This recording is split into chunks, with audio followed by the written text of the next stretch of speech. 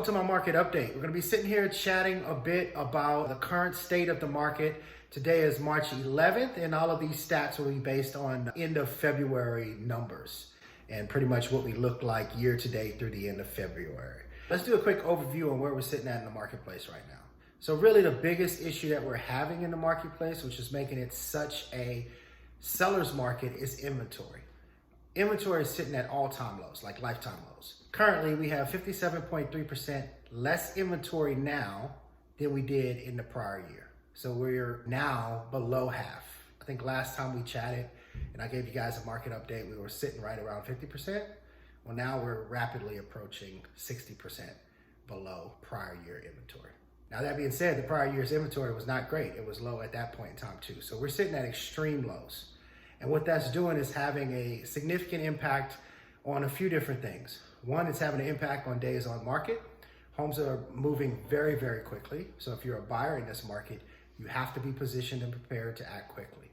Number two, it's having an impact on the prices that the homes sell for. Just about anything that is decent on the market right now is selling for above the listed price, as long as it was priced reasonably when it was originally listed. Most properties are getting multiple offers, and that's anywhere from a handful to 30. So there, and obviously the better properties, the nicer looking properties, the more attractively priced properties will get more of these offers. So as a combined result of the low inventory or low supply and the high demand, we've seen a 15.1% appreciation year over year from February 2020 to February 2021. So that's, again, very substantial appreciation. And a lot of this is totally being driven by supply and demand economics. And the reason that we're seeing so much demand is, one, obviously San Diego is a beautiful place to live, but two, the interest rates are still sitting at all-time lows. Now, that being said, they have come off the lowest of the lows. And actually in the last 3 weeks, we've seen quite a bit of interest rate movement to the upside. That's, obviously a turnoff for some buyers, but we're still sitting around 3.25% on average, depending on, your particular program. So the rates are still fantastic relatively, but we'll get into some of that in a little bit more detail as well. Now, one thing that's unique about what we're seeing right now is while we're kind of sitting in an extreme low inventory environment, and we are seeing as a result of that and the large buyer demand right now, we're seeing the prices appreciate dramatically on the homes year over year. We're also seeing the number of closed sales have gone up from February to February, 5.9%. So while we have fewer homes to sell, we're selling more homes right now. And that's truly a sign of how strong the buyer demand is. So let's get into a little bit why we're having such a high buyer demand. Now, obviously, one of the major reasons is because San Diego is a beautiful place to live. But this high buyer demand is not something that we're just seeing in San Diego. We're seeing it throughout the country. And quite honestly, I think the biggest component that's driving this are the interest rates. Now, I'm sure there's a COVID component where people realize I've been stuck in a small house and I need something bigger, better, etc. But the biggest component of this demand are the interest rates. Now, that being said, we're still sitting at very, very low level when it comes to interest rates, but we have seen an uptick in the interest rates here in the last few weeks. So let's take a look at those slides. If you look at the 30-year mortgage interest rate over the last 5 years, and obviously this is just kind of average for the entire country, but if you look at this slide, you can see rates have drastically come down in the last couple of years. They've pretty much been on a downward trend since 2019. We hit our low point, our lowest of the low point, lowest ever of the low point, in January of this year.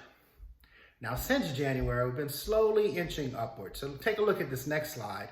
We're going to be looking at a kind of close-up of the interest rate activity over the last year. If you take a look at this slide, at the very beginning of it, you can see kind of the initial COVID response when COVID first hit the market back in March of 2020. You can see that kind of interest rate spike, and then it kind of fell off and leveled off and then started coming down.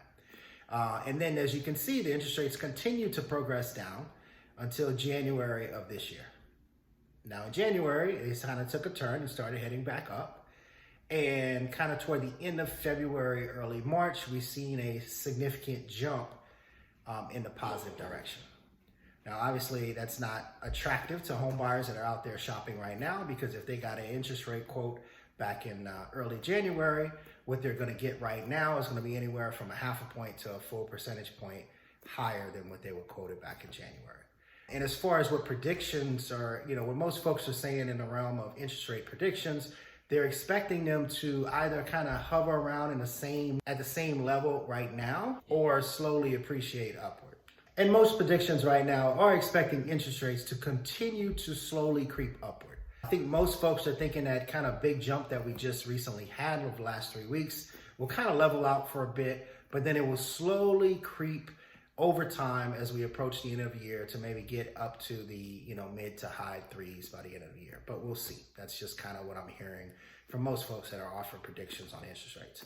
But the bottom line is that we're not seeing any signs that we're going to get back to those mega low levels that we saw in January. So what that means is we expect to continue to see a high buyer demand, a low level of inventory, continued value or price appreciation, and a continued challenging environment for buyers to operate in if they want to buy a home. That means it's more important than ever that you're properly prepared and positioned so you can succeed in that challenging environment. The first step to get prepared is to align yourself with a professional and good experienced agent and a good and professional and experienced lender. Both the agent and the lender side, timeliness and responsiveness is very important if they're working, on a purchase transaction, because the market is moving at a very high speed. I mean, homes are literally on market for days before they go pending, which means they get under contract. So that means that you have to be ready and capable of acting quickly. The next thing you want to do is make sure you prepare yourself ahead of time by getting pre-approved with this particular lender that you decide to align yourself with. Now, one thing that you want to make sure in this particular market is that you're aligning yourself with a lender that can close a deal in 30 days or less at a minimum.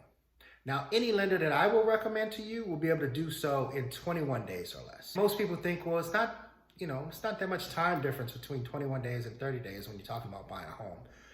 But you'd be surprised how much of a difference that makes when you're negotiating a transaction and trying to put a client into a home and get them the deal. That makes a big difference. So at a minimum, 30 days or less, your lender must be able to close in 30 days or less. If they cannot do that, they are the wrong lender. Go find someone else. And of course, you want to make sure you're pre-approved ahead of time.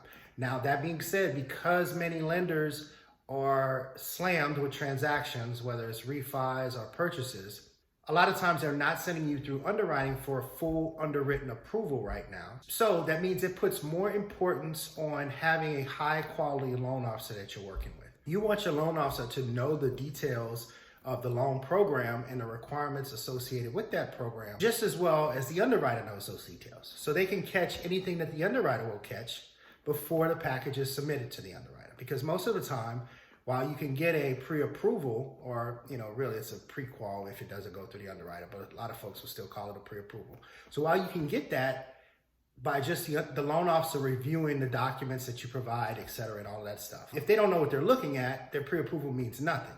There'll be some lenders that you work with that would just give you a basic pre-qual, which means that they took your application, they ran your credit, and based on the information that you put in your application, you got an approval. That means nothing in this world today. If they're not looking at the actual documents to validate the information that you put in the application, you need to find someone else.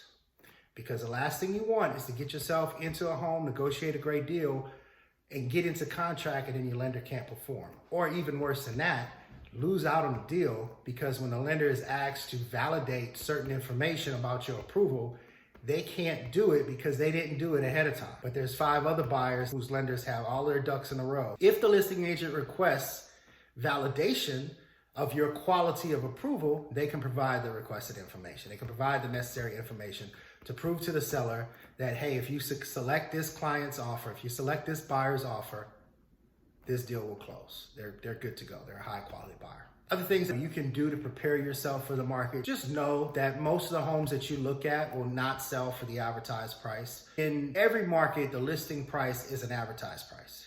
In this market, the listing price is 100% an advertised price. Very rarely does a home sell for the listed price right now in the current market. So you need to recognize that. So say your upper limit of which you would qualify for is $800,000. that probably means that you need to be looking at homes less than, at a max of 775,000, maybe even lower than that. Because for the most part, all these homes are getting multiple offers and they're selling for above the listed price. So you need to make sure you're looking at stuff that you can actually potentially afford to buy.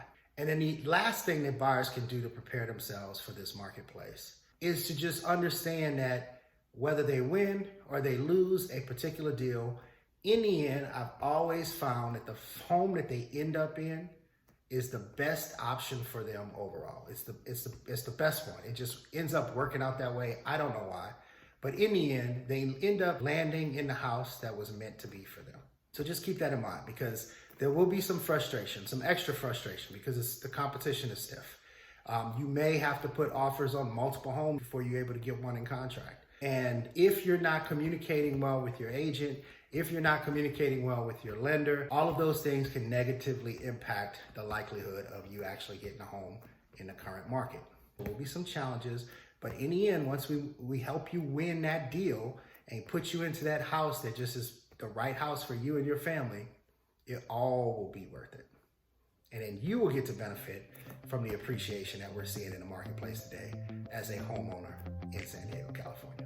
So if you have any questions, I'm here, always ready to answer them, ready to help. Love to talk real estate, love to talk about the marketplace. So if there's any specific questions that you have, please don't hesitate to reach out. My information will follow this video. Thanks for watching.